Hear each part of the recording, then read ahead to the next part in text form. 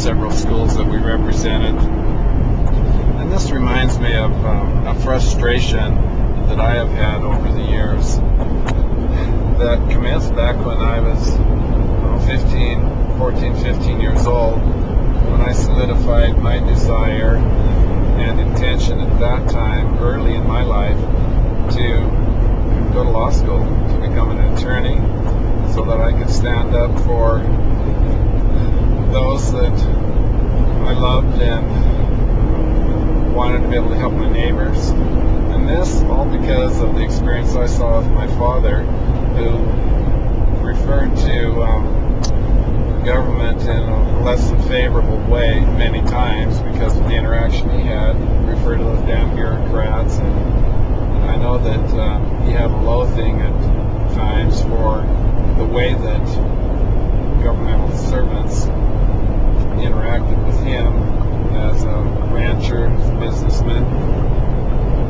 So I have a deep concern for the direction that our government is going and the apathy of individual citizens.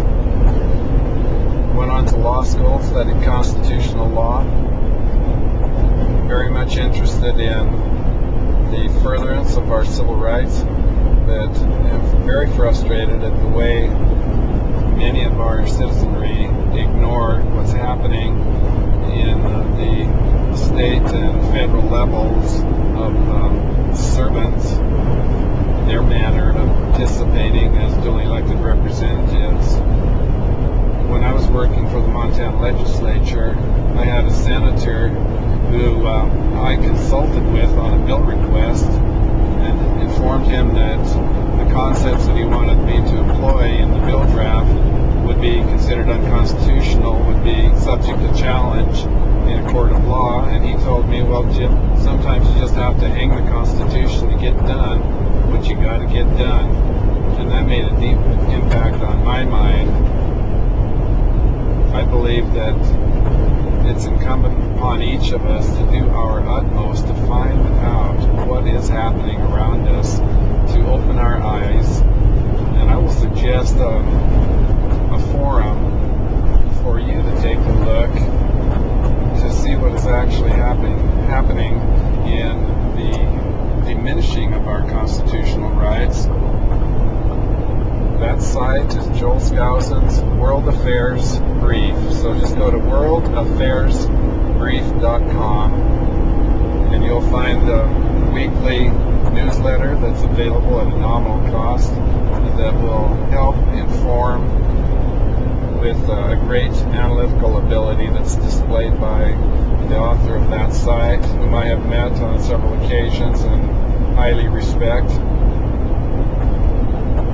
Let me indicate too that I have a deep and abiding love for our country, have pioneer heritage and ancestry, that lineage that goes back to George Washington.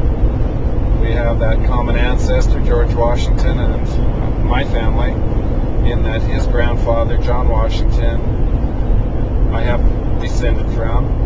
Also am related to Joe and Reuben Field, who participated in the great expedition that I would love to have participated in the early 1800s, first decade in the 1800s, Lewis and Clark expedition. They were participants in that great expedition that went across to looking for Northwest Passage. So I come from strong, durable, patriotic inhabitants of this continent. I believe that our Constitution, the government that was formed early on, was divinely inspired, that these men were divinely inspired. In fact, Roger Payne, one of the signers of the Declaration of Independence, is also a relative of mine. But even though I'm traveling through Montana here, there's that sign, Montana Pride. Yes, I'm proud of Montana. But I want you to know that I am not one of those types that's a militarist, that's frequently associated with the state of Montana. I think we should just do our best to know and understand, elect good individuals to office, know what's happening, and do our best to help inform and encourage other people to do the same. Thank you, and that's my little frustration with the direction government's going. Let's preserve our civil rights.